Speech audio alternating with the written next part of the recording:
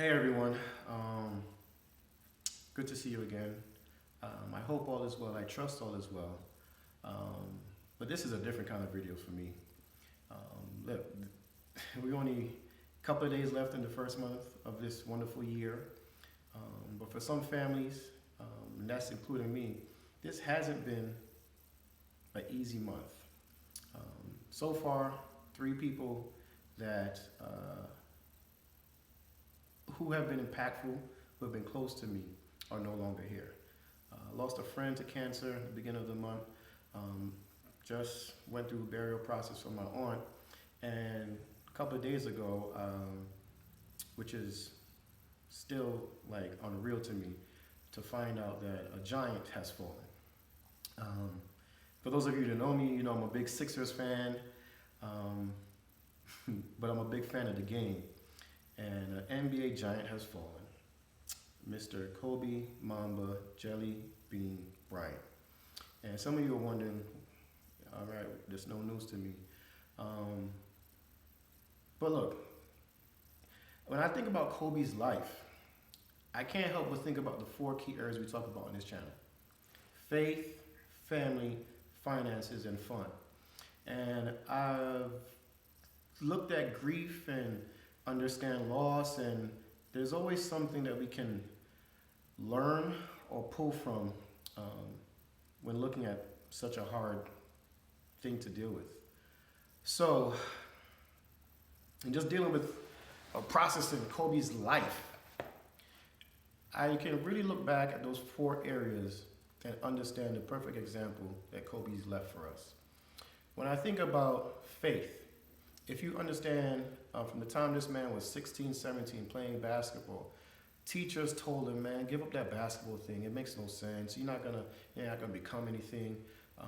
He wasn't raised in the U.S. So if you know anything about international ball versus the collegiate game and coming from high school, so the odds were stacked against him. And if you go back to a couple of videos ago, when I say the word faith, I'm talking about belief. That can mean many things for different people, but I'm talking about belief.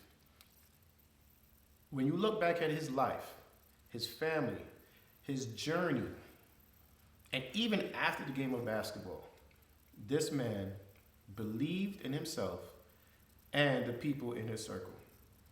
And the belief that he had in himself was so strong that he even went beyond and became a mentor to so many of our great NBA players that we know today. Not going to call names because there's a whole slew of them. Hence, even Mamba Academy. So that's looking at his faith, looking at his family. Look, it's very depressing. As a father, as a husband, I think this is why it's hit me so hard, which has led me to this video. When I look at Kobe's family, man, he was a family man. I know to this day, many people were saying things about him about, oh, Kobe wanted that baby boy. Look, if he did, so what? But Kobe loved every single one of his girls. He loved his family. And he talked very highly of them.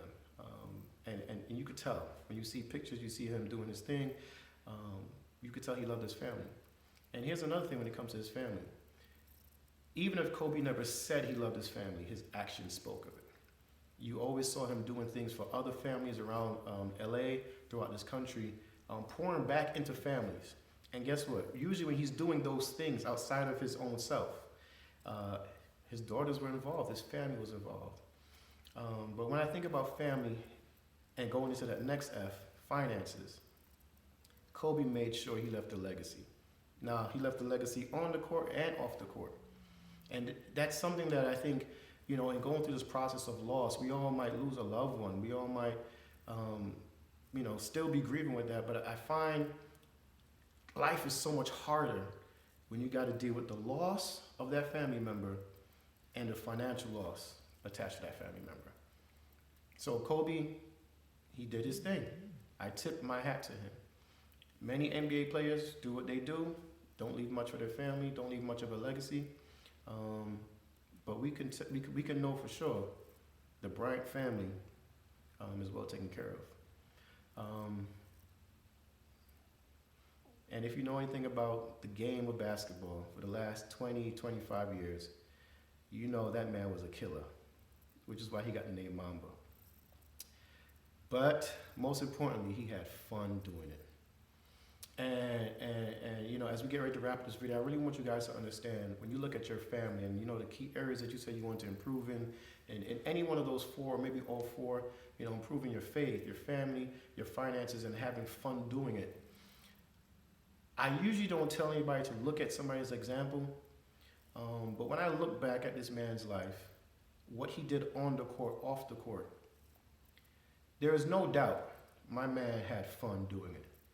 I had a love-hate relationship with Kobe Bryant ever since he went up against my 76ers. But even then, I learned to appreciate who he was as a man, as a competitor.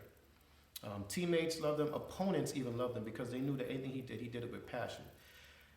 And even though we're talking about grief, I really want you guys to understand, life is not promised. Tomorrow's not promised.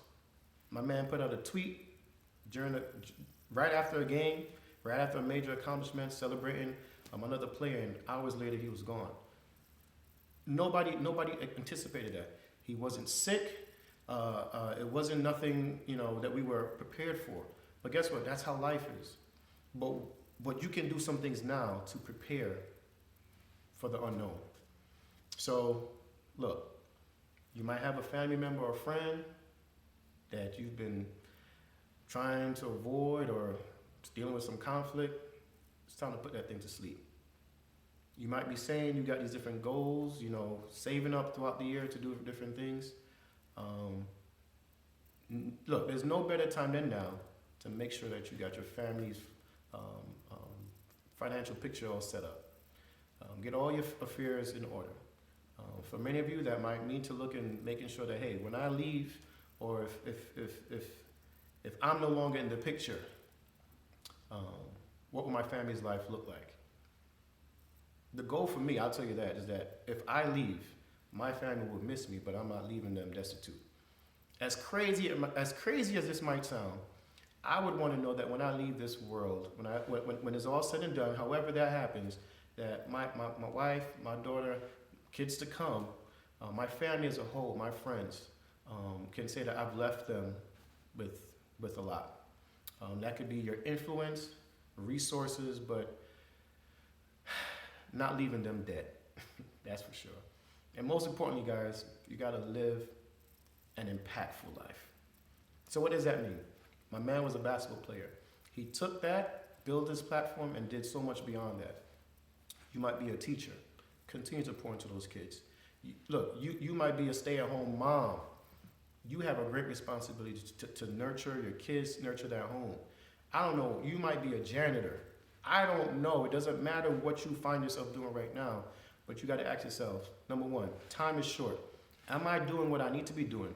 If not, I need to go do what I need to do, and I need to do it with consistency, with passion, and you got to have fun doing it. Like I said, guys, this is not a sweet video. It's really just me sharing some things that when I look back at life, there's always some lessons learned in life. So to the Bryant family, condolences to everyone watching this video. While you still have your chance, while you still have your opportunity, take advantage of it. See you soon.